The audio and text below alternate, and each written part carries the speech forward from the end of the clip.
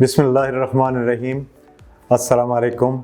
Amjad Kiyani law of cricket के एक नए एपिसोड के साथ आपकी खिदमत में हाज़िर है और आज का लॉ है law number 10, preparation and maintenance of the pitch. ये इतनी ज़रूरी है क्योंकि बॉलर स्पाइक्स यूज़ कर रहा होता है और इंटरनेशनल क्रिकेट में बैट्समैन भी स्पाइक्स यूज़ कर रहा होता है और जिस प्लेयर ने पिच को क्रॉस करना होता है वो इसकी एहतियात इसलिए करते हैं कि उन्हें जंप लेके पिच को क्रॉस करना पड़ता है, क्योंकि सबको पता है कि अगर मैं बैट्समैन हूँ और मैं पिच के बीच में गुजरूंगा, ना सिर्फ वो पिच ख़राब होगी बल्कि मुझे बैटिंग में भी दिक्कत होगी, इसलिए हर कोई एहतियात करता है। ये बड़ी खुशी की बात है कि जेंटलमैन गेम में the people are behaving like a gentleman. और पिच की मेंटेनेंस जो होती है वो क्यूरेटर, यानी आप ये कह सकते हो कि जो भी मैनेजमेंट होती है, क्यूरेटर्स होते हैं, जो खिलाड़ी होते हैं, उनके लिए पिच को सबसे पहले तैयार किया जाता है जो उनकी कस्टडी में होती है। फिर जिस वक्त मैच का दिन शुरू होता है तो मैच के दिन से वो अंपायर्स के हैंड ओवर कर देते हैं पिच।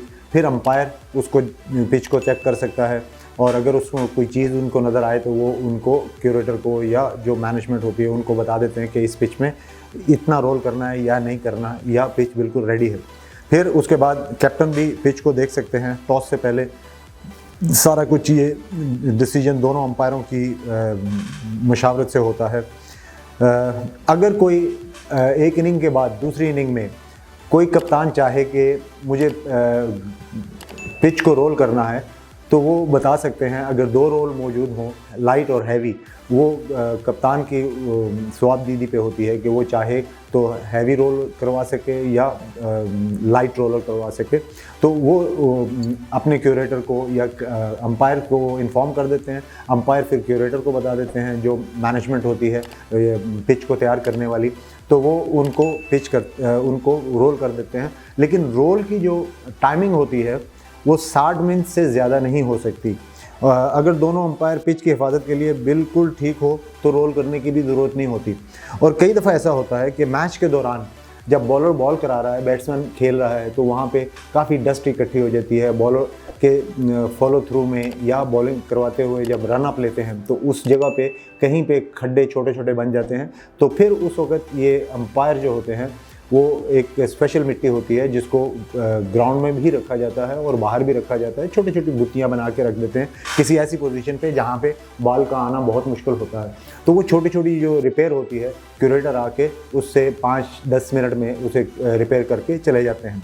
और पिच का जो क्लीनिंग होती है, वो पिच की क्लीनिंग ये आम जो डस्टर होता है उससे भी साफ़ की जा सकती है। और कई दफ़ा ऐसा होता है कि कप्तान दो इनिंग की मैच में या एक इनिंग के मैच में भी सिर्फ ये कह सकता है कि मुझे रोल नहीं चाहिए, मुझे सिर्फ सफाई चाहिए। तो उस सूरत में भी पूरी टीम आती है, टीम आके उसको सफाई करके चली जाती है। पिच एंड आउटफील्ड, ये दोनों चीज़ें बड़ी इंपॉर्टेंट हैं। पिच को मेंटेन करना क्यूरेटर और उनकी पूरी टीम का काम है, और आउटफील्ड को कटिंग करना, ग्रास कटिंग करना, ये भी मैनेजमेंट का और टीम का काम होता है। वो इसको पूरा मेंटेन करते हैं और अंपायर उसको देखते हैं और बताते हैं कि ये इतने ग्रास को इतना होना चाहिए ताकि बॉल ट्रेवल करे उसके ऊपर। रीमार्किंग क्रीज, ये बहुत ज़रूरी होता है। रीमार्किंग क्रीज में अगर बॉलर ने काफ़ी गेंद करा लिए हैं तो वो जो मार्क ऑलरेडी लगा हुआ है तो वो थोड़ा सा अनबुझा सा हो जाता है, अंपायर को जज नहीं होता। क्योंकि ज़्यादातर ऐसा होता है कि अंपायर ने नो बॉल देना होता है, तो फिर उसके बाद अगर आप ये लेते हैं मतलब ये अगर आप कर लेते हैं तो उस वक्त फिर जाके मीडिया के ऊपर हमें जाना पड़ता है।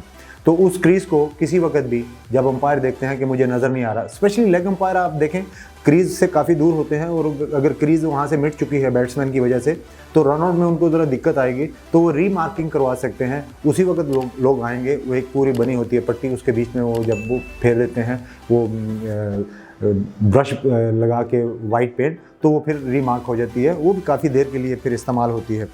मेंटेनेंस ऑफ फुट होल्ड्स, ये जो आगे पाँव गिरता है हमारी वो जो क्रीज़ के ऊपर बॉलिंग क्रीज़ होती है उसके ऊपर जो गिरता है, वहाँ पे स्पाइक्स जब लगते हैं तो वहाँ पे फुट मार्क बन जाते हैं और वो गड़ा बन जाता है। उसके लिए वो मिट्टी स्पेशल लाते हैं, मिट्टी को लगा के उसको थोड़ा सा रोल करते हैं। रोल इतना ज़्यादा नहीं, हैवी रोल, छोटे रोल से करके वो ठीक कर देते हैं। Hardly it takes 5 to 10 minutes, और वो 5 to 10 मिनट्स जो होते हैं वो अंपायर प्लेयर्स के साथ, कैप्टन के साथ डिस्कस करके उसको पूरा मेंटेन कर लेते हैं। और उसके बाद है